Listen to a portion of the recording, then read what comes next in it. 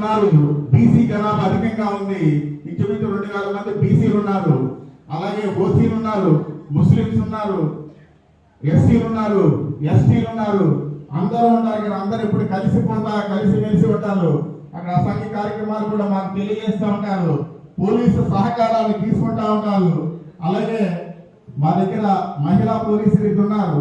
2 వార్డులు సార్ మహిళ, ఒకటి 40వ సచివాలయం, 41వ సచివాలయం, ఆదర్శ నగరు, రైతు Nagar, Balajipeta, old railway quarters, east railway station కూడా మాకే వస్తుందండి.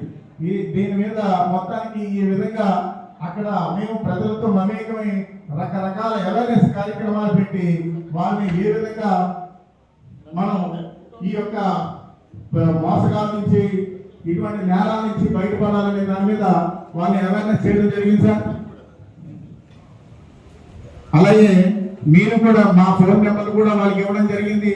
ఎప్పుడు ఏ అవసరం వచ్చినా 24/7 మీరు ఫోన్ చేస్తే మేము పోలీస్ స్టేషన్ పరిధిలో అందుబాటులో ఉంటే తప్పనిసరిగా స్పందించి మీ యొక్క అవసరాన్ని తీర్చి సాధ్యమైనంత వరకు మీకు న్యాయ పరిధిలో మీకు మేలు చేయడానికి పోలీస్ అంతా ఉంది అని చెప్పి టూటాన్ తరఫున తెలియజేయడం జరుగుతుంది. ఏ రోజున ఈ యొక్క జిల్లాలో ఏర్పాటు చేసినట్టు ఈ కార్యక్రమం 33 సంవత్సరాల నా సర్వీస్ చరిత్రలో ఇది ఫస్ట్ టైం.